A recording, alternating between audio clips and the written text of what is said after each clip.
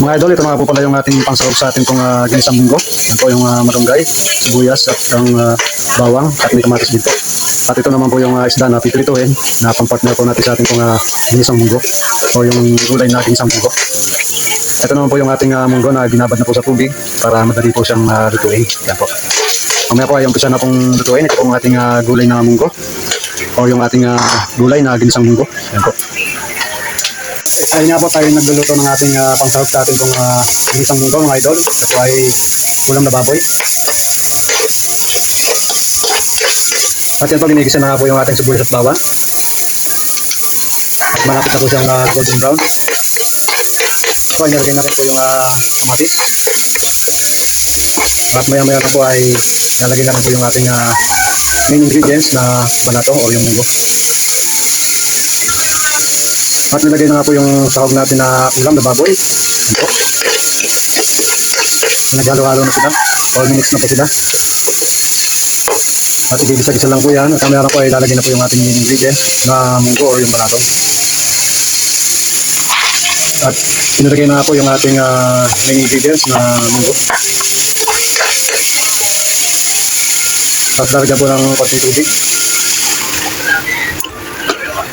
Hintay lang po natin kumulo at maluto ang ating pong munggo. Pagkatapos nun po ay lalagyan na po ng mga pampalasa mga idol. At ito na po yung ating munggo. Lalagyan na po yung ating malunggay. At yun nga po mga idol, naluto na po yung ating ginisang munggo. At ngayon naman po ay iluluto natin yung ating pritong isda na ating pong partner sa ating pong gulay na munggo. Maya-maya lang po pagkatapos pong maluto yung ating pong isda ay pwede na po tayong kumain ng hapunan mga idol. Maraming salamat po sa nagbilang at pag-ibig ng kakaroon para sa isang kasama ito. Pag-ibig sa mga ibang bandali. Kapag pag-ibig sa mga ibang salamat po ng Jesus. Kaya nga tayo mga idol. Ito yung ulam natin, yung ating mga ginisang munggo.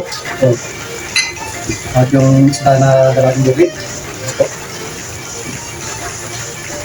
Meron din tayo sa nasuka na may sili. Nakakuha tayo ng isda. Yung dalagang bukid mo naman, mga idol. Nauna na kung kumain natin mga sama sa bahay, kaya ito. Ito naman po yung natira pang ulam sa atin.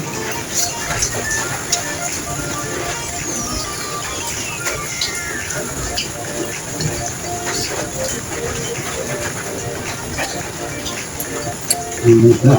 Ito na ito sa suka.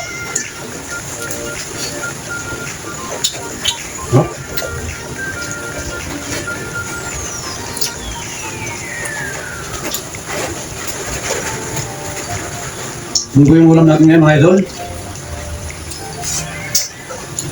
Ngayon po ay asip na po ng hapon. Hapon na po natin mga idol. Ano po tayong magapunan dahil sa maulan po ngayon. Kahit nga, bumubuhos ang ulan. DLP po yata o yung low pressure area. Kaya masama po yung ating panahon ngayon.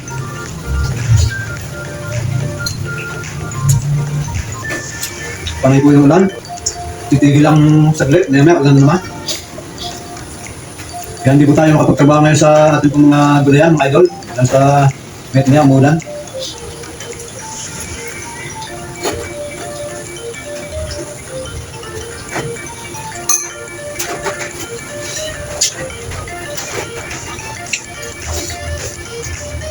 Sarap ng ating ulam na isda, mga idol. Dalagang bukid. Malaman po siya, mga idol. Bakit kaya tinawag na dalagang bukid to? Eh, nasa dagat naman siya mga idol.